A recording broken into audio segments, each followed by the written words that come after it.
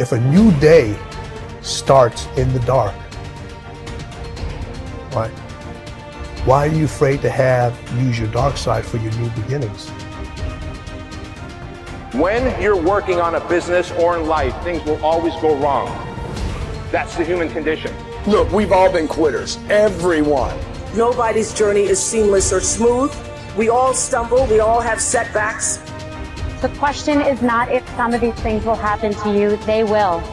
The question is, what do we do next?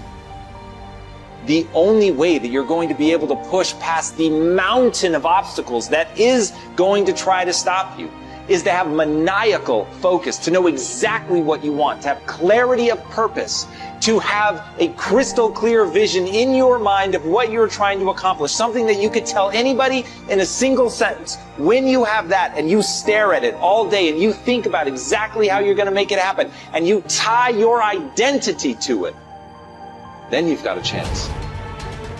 When you face a challenge, remember this: you have nothing to lose. Stand up, go forward, go out in a blaze of glory, fighting with everything you've got, every ounce of energy, every bead of sweat, every drop of blood until your last breath.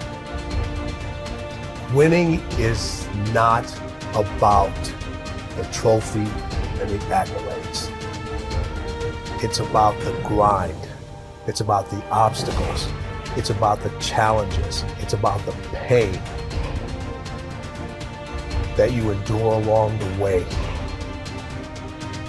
My glory, it happens in the darkness of the early morning, in solitude, where I try, and I try, and I try again, with everything I have to be the best that I can possibly be, better than I was yesterday, better than people thought I could be, better than I thought I could be. Then claim one victory that no one can ever take away from me, ever. And a victory that is earned every single day. A victory of determination and will and discipline. A victory achieved because I will not stop.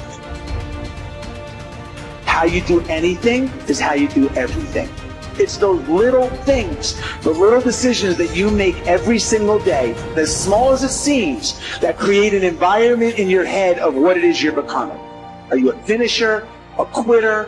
What are you? How you do anything is how you do everything.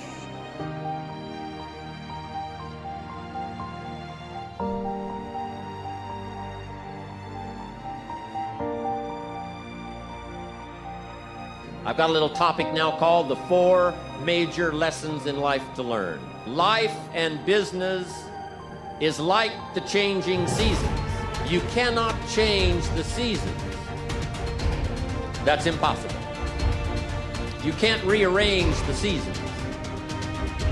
You cannot say, well, I'll take 5 harvest times, no winters, a few springs, and a summer or 2. You can't rearrange them. The seasons are going to come however they're going to come. You cannot change that. So you cannot change the seasons. But make this note. You can change yourself. And by the way, only human beings have this extraordinary ability to make dramatic changes in their life. All of the life forms except human beings are driven by instinct and the genetic code. In America, the goose can only fly south in the winter.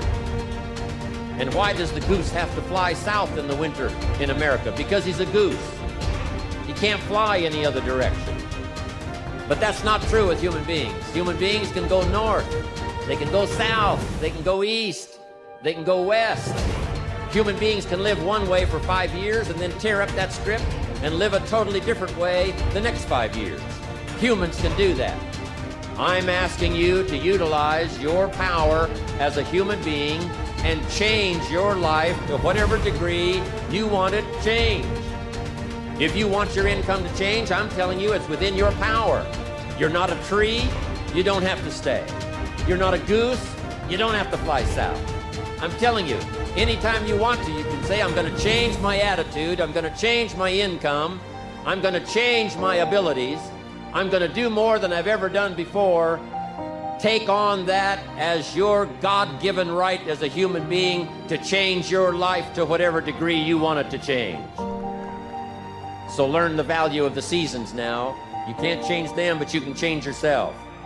Now here's the 4 major lessons in life to learn. Number 1, learn how to handle the winters.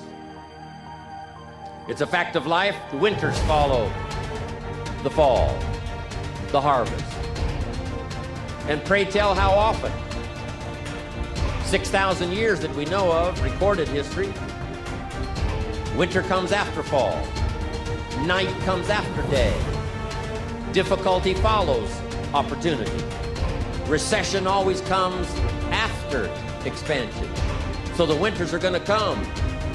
The winter of sickness, the winter of disappointment, the winter of devastation, social winters, economic winters, personal winters when your heart is smashed in 1,000 pieces and the nights are unusually long.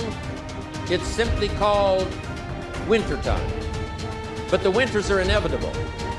So it has been for the last 6,500 years recorded history. You say, well, Mr. Rohn, what can I do about the winters of life? In World War II, we marched against the winter, and finally the spring came. We marched against the tyranny of communism, and finally the walls came tumbling down. We marched against the tyranny of the Nazis, and finally liberated the world for democracy and freedom. And that's what I'm telling you. It's possible for you to conquer your winters. How do you keep it so your dad used to say that one of the things he'd gotten good at, he wanted you to get good at, was not letting the energy of a negative situation or confrontation to carry you away. So how do people in that moment of failure, which is usually really embarrassing, and like when you're failing, like all the talk in the world, if you're caught up in the energy, it sucks so much, people just want to turn and run in the opposite direction. So how did you learn not to get caught up in that energy? We're people, and we feel how people feel, meaning it hurts when people say bad things about us. It doesn't feel good when people don't believe in you. My dad always told me, if something ever doesn't go the way that you planned, you find yourself in that situation, don't panic. The most important thing you can do is stay calm, stay present. And I've always sort of likened, I can't remember which, I think it was a Vietnam War film or some other film that I was watching one time. And this sergeant stood right up in the middle of this battle. And bullets are hitting branches and knocking trees down. You can hear him zipping by. And he stands up and he says, hey, go over there, move up. You need to watch right over there. And the presence amidst all the chaos and destruction and calamity was what saved all of their lives. And I think that presence of mind and that being able to be calm, that you've laid a plan out, you've done what you've done that got you to this point. If something comes up that you didn't expect or that you didn't know was going to come, your plan's not bad. It got you to where you are. Right now you have to deal with what's in front of you. That doesn't mean run away. It doesn't mean stop and don't do anything. It means deal with it. Deal with what's in front of you.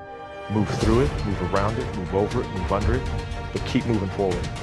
Rectify the situation, regroup, and go. Because your legacy is every life you've touched. And that shifted the way I saw legacy or what you leave behind or what you do.